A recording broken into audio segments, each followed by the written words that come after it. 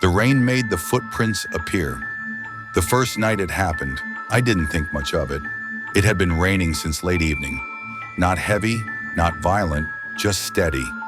The kind of rain that soaks into the ground and refuses to stop.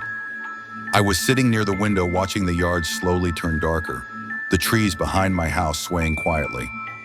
I lived alone on the edge of town.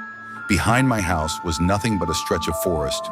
No trails, no houses, just trees that went on farther than I'd ever bothered to explore. When the rain finally slowed down, close to midnight, I decided to step outside. I don't know why. Maybe habit, maybe boredom. That's when I saw the footprints. They were muddy, bare footprints. They started at the edge of the forest, and they led straight toward my house. I stood on the porch, staring at them, trying to make sense of what I was seeing. The ground was wet, the soil soft from the rain. The prints were clear, toes, heels. The shape of a foot pressed deep into the mud. They didn't look old. They looked fresh. I followed them with my eyes slowly from the tree line, across the yard, stopping about 10 feet from my porch steps. That was it. No footprints leading away, none going back toward the forest, just a single trail coming toward me. I felt a chill crawl up my spine. I checked around the yard, scanning the darkness, half expecting to see someone standing there. But the rain had left the night quiet. No movement, no sound except water dripping from leaves. I told myself it was probably an animal, maybe a prank. Maybe someone had walked up and then stepped on rocks or grass where prints wouldn't show. Still, I didn't go closer. I went back inside and locked the door. That night, I barely slept. The next morning, the footprints were gone. The sun was out. The ground had dried. No marks, no sign of anything unusual. I felt stupid for being scared. I went to work. I didn't mention it to anyone. That evening, it rained again, heavier this time. I stayed inside watching TV, trying not to think about the night before. Around 11, the rain picked up, pounding against the roof, filling the air with that low, constant sound. Just before midnight, it slowed. I didn't want to check, but I did anyway. The footprints were back. This time they started from the same place, the forest edge. But they didn't stop 10 feet away. They stopped closer, about halfway across the yard. I stood frozen behind the glass door, my breath fogging up the window as I stared at them. Same size, same shape, bare feet, no return prints, just coming closer. I didn't open the door. I didn't step outside. I turned off the lights and went to bed with my phone in my hand. By the third night, I was paying attention. The rain came late, just after midnight. I stayed awake, sitting in the dark, listening to it. When it stopped, I waited a full minute before moving. I grabbed a flashlight and walked quietly to the front door. The footprints were there again, closer. Only a few steps from my porch now. I counted them.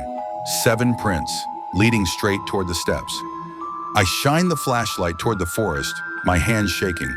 The trees stood still, black and silent. No eyes, no movement. That's when I noticed something that made my stomach drop.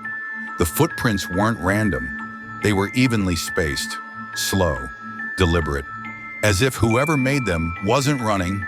They were walking toward my house. That night, I didn't sleep at all. I called in sick the next day. I tried to convince myself it was some sick joke, maybe a neighbor, maybe kids. But the nearest house was almost a mile away, and no one walked barefoot in the rain through thick woods at midnight. I considered setting up a camera. I considered leaving, but part of me wanted to understand. That night, the rain didn't come. I stayed up anyway, staring at the door, listening to the silence. Nothing happened. The following night, it rained again, harder than before.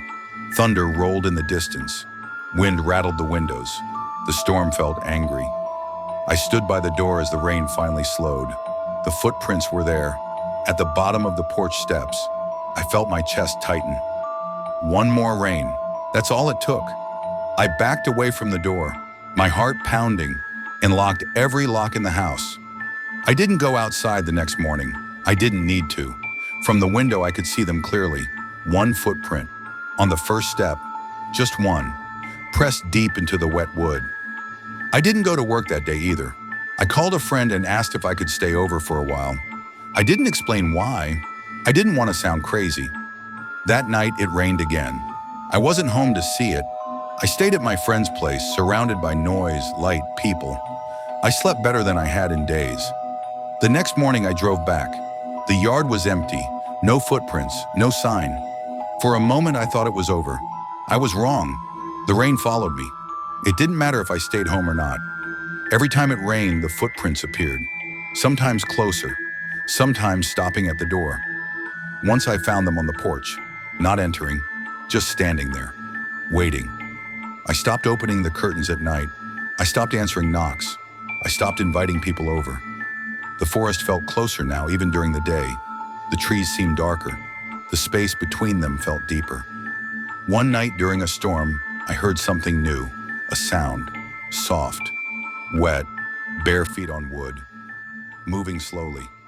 I sat on my bed holding my breath, listening as the sound reached the front door, and stopped. No knock, no voice, just silence. When the rain stopped, the sound didn't return. I tried everything. Salt around the house, motion lights, cameras. The cameras never showed anything. The lights never turned on. But the footprints kept appearing, always after rain, always closer, always barefoot. Until one night the rain didn't stop. It kept falling, hour after hour, and the footprints didn't stop at the door. They continued, inside. I saw them in the morning, muddy prints across the living room floor, down the hallway, stopping outside my bedroom door. No prints leading back. I packed a bag and left that day. I didn't look back. I live in the city now, concrete everywhere. No trees behind my apartment, no yard, no soil. But sometimes when it rains hard enough, I hear it. That slow, wet sound. Bare feet, walking. And when the rain finally stops, I don't check the floor anymore, because I already know. Some things don't need mud to leave a trail.